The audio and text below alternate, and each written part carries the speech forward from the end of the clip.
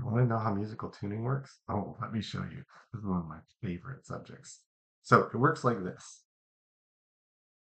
Imagine you've got a length of string, right? So if you pluck that whole length, you get a note.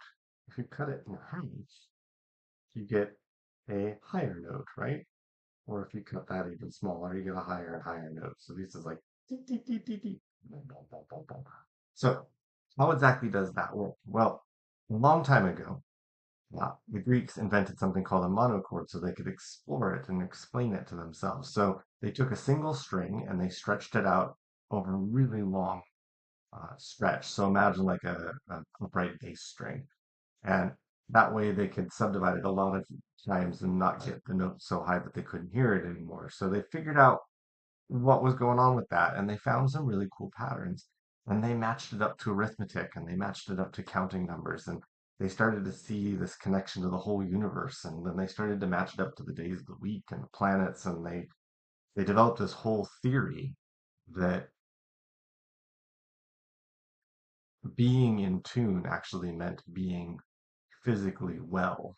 So there's this really ancient idea that music soothes the savage beast, that it can correct our mental deficiencies, that there's a place for sound therapy to heal things. So super cool. But the foundation of it is really fun and straightforward and quite simple to explore. So let's dig into this. So what we've got is we've got our string length. I'll make it nice and long here. Right? And it's fixed at both ends so we can hold it tight.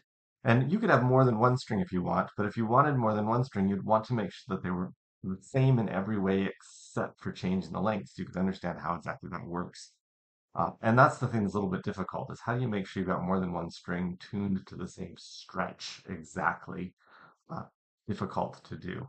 Um, and of course, the thickness of the string and what the string is made out of and all that sort of stuff made it hard for the ancients to be able to do that very reliably. So they stuck with one string and wrote down their observations and held things in their memory and sometimes tried to deal with more than one if they wanted. But we call this whole string length, we'll call it L. Right? So we have the whole length L. So we can explain what would it mean to cut that in half. So if the whole thing is L, then we could also consider L divided by 2, and that would take us to here. And they discovered experimentally that that sounds like the same note, only higher, what we call an octave now. And we'll get to even explaining where the word octave comes from, because like there's nothing in there that sounds like 8 yet. That's actually a really cool emergent property that comes out of this. So they cut it in half, and they found out that say if this whole note sounded like a G, then this next note above it would sound like a G as well, but it would be a higher G. And in the Middle Ages, they came up with some labelings for this, so we're going to borrow their labelings. Uh, Actually, we're going to call this first G gamma. That's the Greek letter G. We're going to call this second G G. And we're going to say, well, what if we cut it in half again? What if we went down to here? So now we're cutting it all the way to L quarters, or half the half. It turns out that that's a G yet again, but they called this G L G. So they used a case structure in the Middle Ages. The Greeks had their own crazy names for these that we don't need to get into, but they used this case structure in the Middle Ages to tell the different octaves apart. If they wanted to go one step further, so this would be L fourths, and they wanted to cut the half in half yet again, then they'd have L halves, have, halved, and that would be the same as L divided by 8.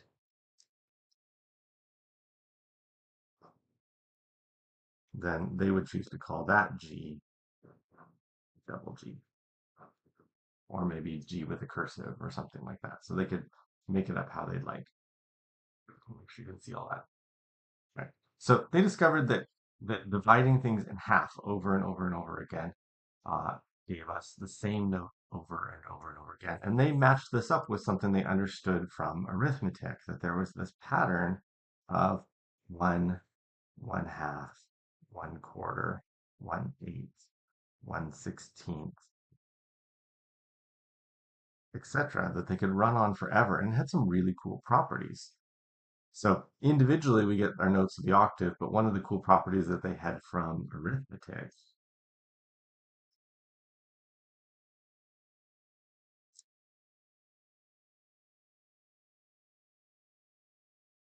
was that you could take partial sums of these things. So if this was a half, then these first two pieces together would be 3/4, and these first three pieces together, if you add them, would be 7/8.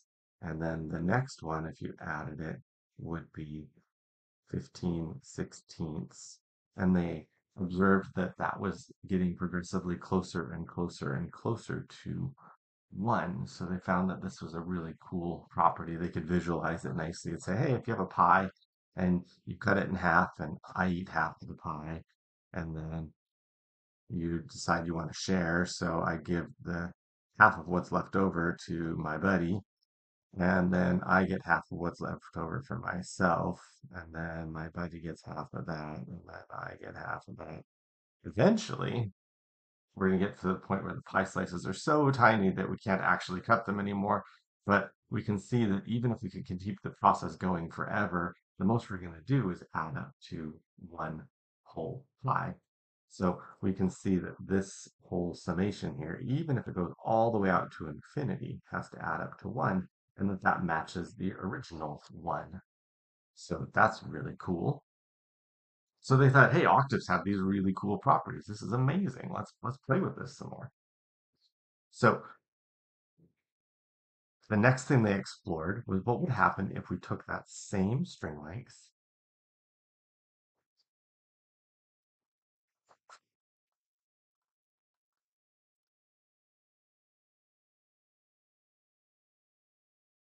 and what if instead of cutting it in half, we cut it in thirds?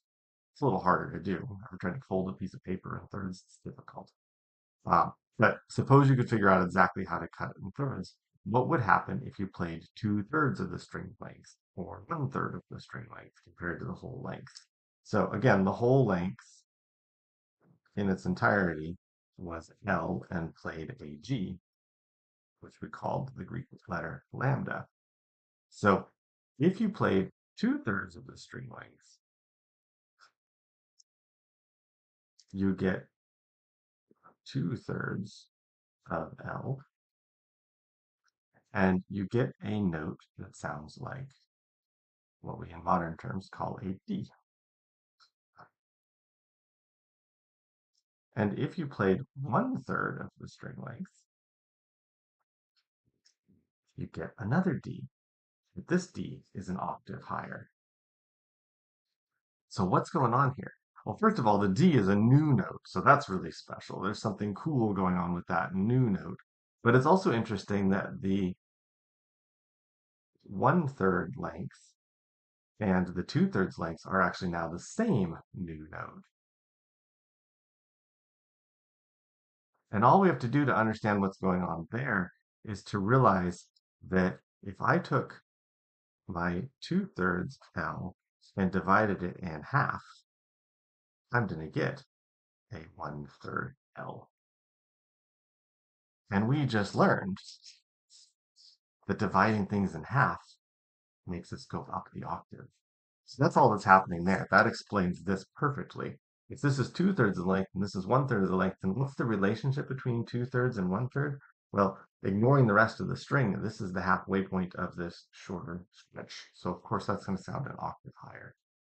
So cool. All right. Well, the really important note was this D. This is the first time we got something that was different.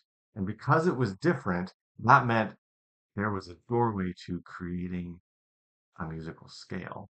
Once you have something that's different, now you can play off the contrast between those. You can see what one sounds like, what the other sounds like, and you can ask yourself, hey, what happens if I start repeating this?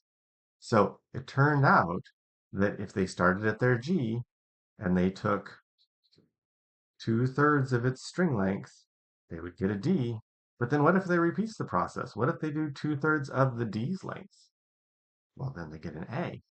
And what if they did 2/3 of the A? Well, then they get an E.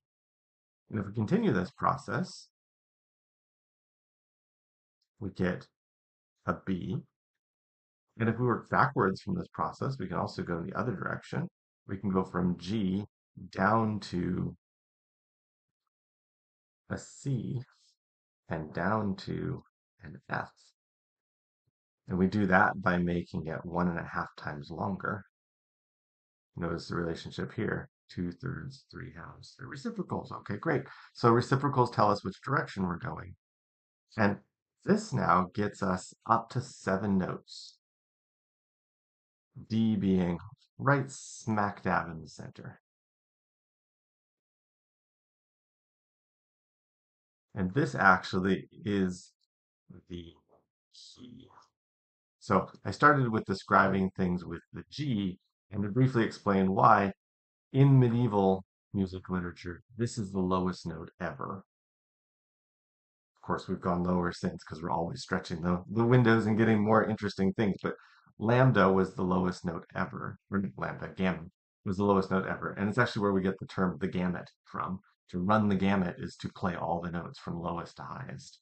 So I started with G for that reason. But really, D is the key piece. Uh, and medieval plain chant, largely speaking, uh, centers around D most of the time, with then variations that grow out of that. And the whole tuning system centers out of D if we view it symmetrically like this. So we'll close out this segment by, again, coming back to this idea of, hey, I called it the octave, and I promised you that I would say, where's the octave come from? So the octave comes from the fact that after we've done this array of 7 notes, they more or less start to repeat.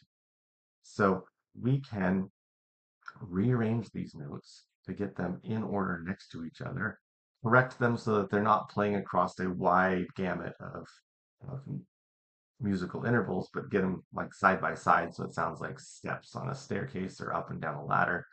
And this gives us a musical scale.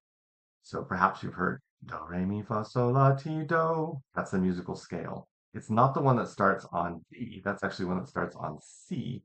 And that's a later development for another day as well. But when we get a musical scale, we get 8 notes if we want to say, well, where do we start and where do we end? So if we switch back over here real quick, close out with this, I can take these notes and I can rearrange them. And this will also explain why we've skipped around in our naming conventions. Why did I go from G to D to A? Why didn't they say, G, H, I, J, K or whatever? But I jumped around. And the reason I jumped around is they were actually named later after the scale had been created. So what we do is we rearrange these things in this order. D, E, F, G, A, B, C, and then back to D. And this is what we call an octave.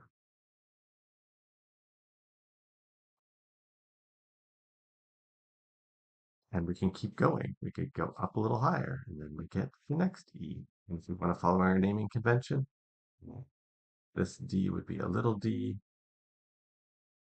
and so on and so forth, like that, right? We get that idea. So there's another octave. So that's where we get the octave label from. This is also where we get the ordering from. But there's one last thing that's really cool that I want to just leave us with to have our appetite whetted for next time. I said that once the Greeks observed that there were 7 of these things, they went, well, where are the other sevens? And there are 7 days of the week. There were 7 visible heavenly bodies that did special things. They called them the Wanderers. The 2 biggest were the sun and the moon, but they spotted some of the planets as well. And they said, well, something's special about those. What are those? And there were 7 of them. So they matched them up. They matched them up to the days of the week. They matched them up to the musical scale. They matched them up to their philosophy. And here is how they line up. D is Monday. Then we get Tuesday, Wednesday, Thursday, Friday, Saturday, and Sunday. Beautiful, huh? So this ordering tells us about how we sing the notes in order. This ordering tells us about where they come from, both in terms of their tuning and how they line up with the days of the week and the planets, because all of these days of the week also associate to the planets. Monday, we see it better in Latin and Greek, but Monday is Luna, Tuesday is Mars, Wednesday is Mercury, Thursday is Jupiter, Friday is Venus, Saturday is Saturn, you can hear that one, and Sunday is the Sun.